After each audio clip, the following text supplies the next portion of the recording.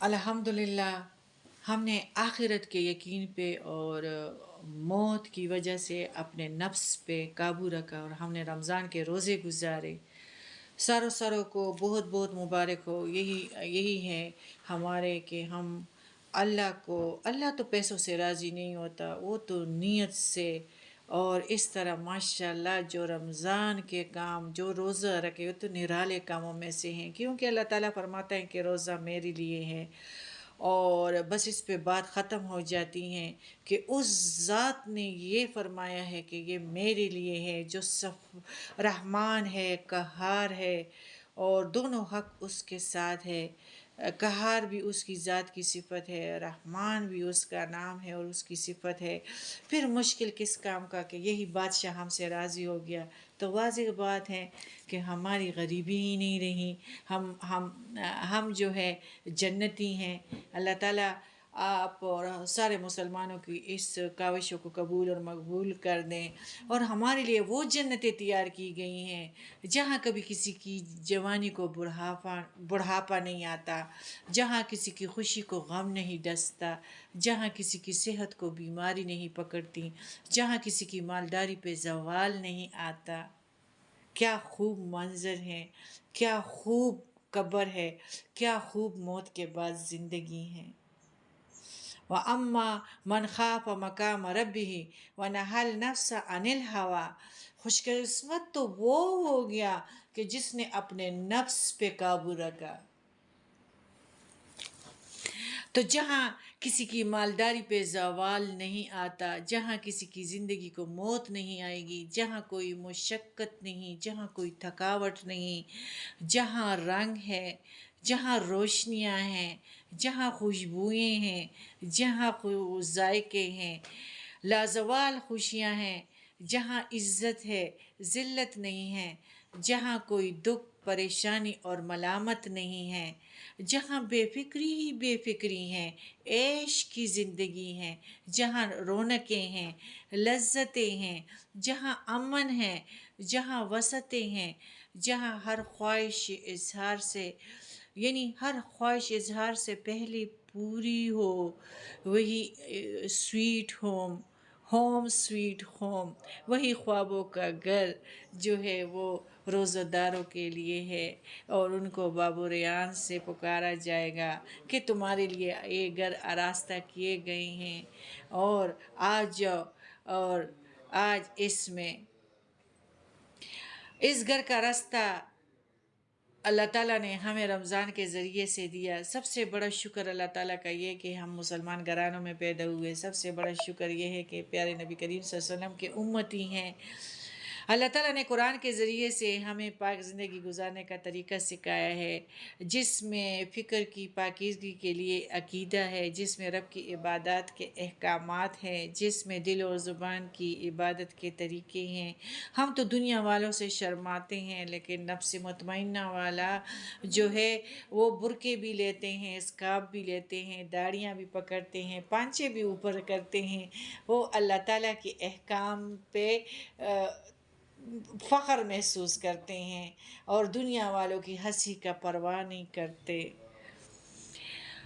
और जिस दिल और ज़ुबान की इबादत के तरीक़े से, ये दिल और ज़ुबान से जो है दिल से ही इबादत करे, दिल ही से रोज़े रखे, और हुकूक लोगों के साथ लोगों को आवाम के हुकूक अदा करे, जिस दिल में ज़ुबान की पाकीज़गी हो और जिनमें अखलाकियात हो, उनके लिए भी तो बहुत ज़्यादा खूबसूरत जन्नतें हैं। अल्लाह ताला के पास बेशुमार नेमतें हैं। और जिस जिस्म में पाकीज़ा रूह हो, तो वो नफ्स मुतमइन्ना है। अल्लाह ताला ऐसे बंदों की इज़्ज़त अफ़ज़ाई करेगा, और मौत के वक़्त भी उनके लिए फ़तह है, इज़्ज़त है, कोई पशेमानी नहीं होगी। अल्लाह ताला ख़ुद ऐसे बंदों से फ़रमाता है कि ए नफ्स मुतमइन्ना या अय्यतुहल नफ्सुल मुतमइन्ना इरजिई इला रब्बिकी रादियतम मर्दिया फ़दख़ुली फ़ी इबादी। अल्लाह ताला देखो कुरान पाक में फ़िरऔन की दौलत का जो उसको ख़त्म किया, उसका ईमान नहीं था, उसके घर में उसकी बीवी थी, تو قرآن میں اس کی بی آسیہ کا ذکر کیا ہے۔ اللہ تعالیٰ نے تو دولت مندوں کو اکثر عذاب میں مبتلا کیا ہے اور اکثر غریبوں سے راضی ہوا ہے، اور کبھی غریب سے گلہ بھی نہیں کیا ہوا ہے، اور نہ کوئی اپنے آپ کو غریب محسوس کرے۔ ہم تو مالدار ہیں، غریب تو کافر ہے۔ واضح بات ہے کہ دنیا کی امیری اور غریبی تو کوئی شے نہیں ہے۔ جس کے پاس ایمان ہے وہ مالدار ہے، وہ مقصد کو پہنچ گیا۔ اپنی زندگی میں ایمان کو سب سے بڑی نعمت سمجھیں۔ اللہ تعالیٰ خود فرماتے ہیں کہ روزہ دار، ایماندار، پیارے نبی پہ ایمان رکھنے والے، لا الہ الا اللہ محمد رسول اللہ، اللہ تعالیٰ فرماتے ہیں کہ میرا دیدار کے قابل تو کوئی بھی نہیں ہے۔ موسیٰ علیہ السلام بھی تو اپنے قوم کو لے آیا، لیکن جب میرا ایک جلوہ پتھر پہ پڑا لیکن وہ سارے مر گئے۔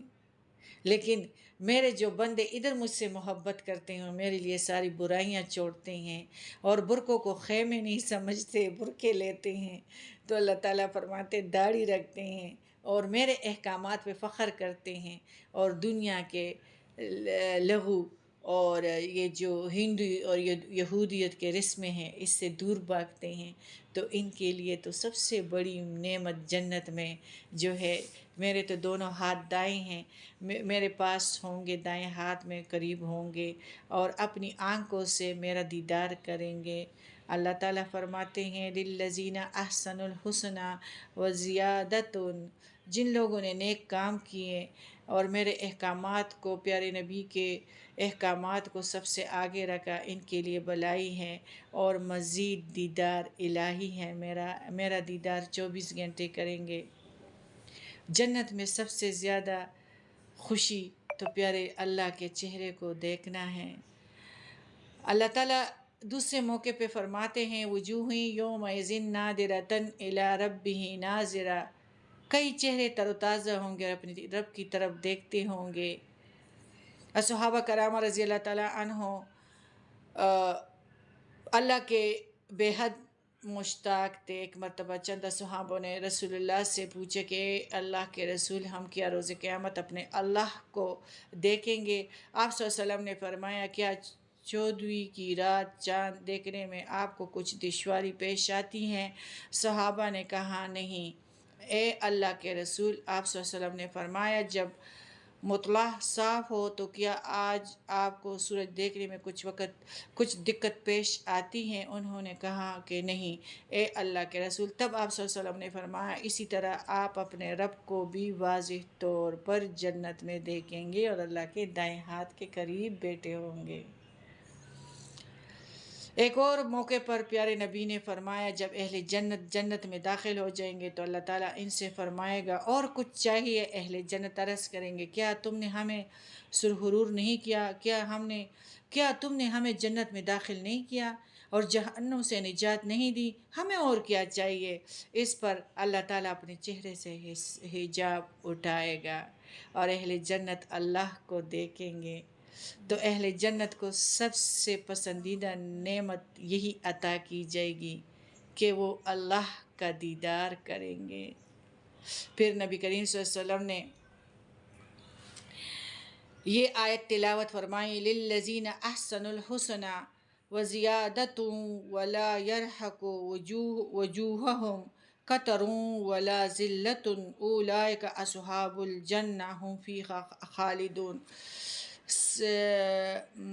سورہ قیامہ آیت نمبر 23 اور 22، صحیح مسلم حدیث 182۔ جن لوگوں نے نیک کام کیے ان کے لیے تو اللہ تعالیٰ کی دیدار ہے اور ان کے چہروں کو سیاہی اور ذلت نہیں ڈانپے گی، یہی لوگ تو جنتی ہیں اور اس میں ہمیشہ رہیں گے۔ دنیا میں جو مسلمان نماز کی پابندی کرتے ہیں قیامت کے روز وہی دیدار اللہ کے سب سے زیادہ حقدار ہوں گے۔ صحابی رسول حضرت جریر رضی اللہ تعالیٰ عنہ کی روایت ہے، وہ کہتے ہیں کہ ہم نبی کریم صلی اللہ علیہ وسلم کی خدمت میں حاضر تھے، چاند کی 14ویں رات تھی، آپ نے چاند کی طرف دیکھ کر ہمیں مخاطب کر کے فرمایا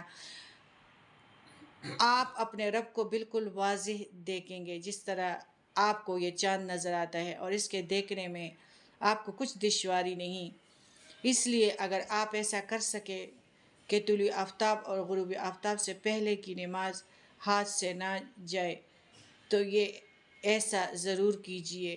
غروب آفتاب جو ہے عصر کی نماز ہے، طلوع آفتاب فجر کی نماز ہے، کہ یہ تم لوگوں کے ہاتھ سے نہ جائے، یعنی وہ تباہ ہو گیا جن کا عصر کا نماز قضا ہو گیا۔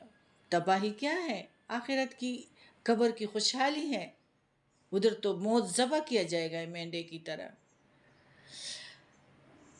ایک اور حدیث کے مطابق اعلیٰ ترین درجے پر فائز اہل جنت وہ ہوں گے جو صبح و شام اللہ کا دیدار کریں گے اور دائیں ہاتھ کے ساتھ بیٹھے ہوئے ہوں گے۔ صحیح مسلم حدیث 181، صحیح بخاری حدیث 554۔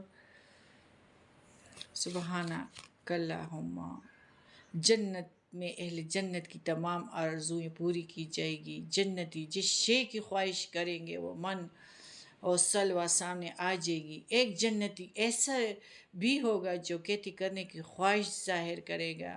یہ روایت حضرت ابو ہریرہ کی ہے کہ وہ بیان کرتے رسول اللہ صلی اللہ علیہ وسلم نے ایک روز صحابہ سے مخاطب تھے، ایک بدو بھی حاضر خدمت ہوا، گاؤں کا تھا، تو آپ صلی اللہ علیہ وسلم نے فرمایا ایک جنتی نے رب تعالیٰ سے کھیتی کرنے کی اجازت چاہی۔ رب نے اسے فرمایا کہ جو کچھ تم نے چاہا تھا کیا وہ تمہیں نہیں ملا؟ جنتی بولے ضرور ملا، لیکن میں کھیتی کرنا چاہتا ہوں۔ چنانچہ اس نے بیج بویا، دیکھتے ہی دیکھتی کھیتی اگی اور پروان چڑھی، فصل پک کر تیار ہوئی، وہ کٹا کر غلے کی پہاڑی جیسے ڈھیر بھی لگ گئی۔ اللہ نے اسے فرمایا لے اے ابن آدم، سنبھال اپنی کھیتی، تجھے تو کوئی شے سیر نہیں کر سکتی۔ بدو گاؤں والے نے جب یہ بات سنی تو بولا اے اللہ کے رسول، واللہ یہ تو کوئی قریشی یا انصاری ہی ہوگا، کیونکہ یہی لوگ کھیتی کرتے تھے، ہمارا تو کھیتی سے بالکل واسطہ ہی نہیں ہے۔ اس پر نبی کریم صلی اللہ علیہ وسلم مسکرا دیے۔ صحیح بخاری حدیث 2348۔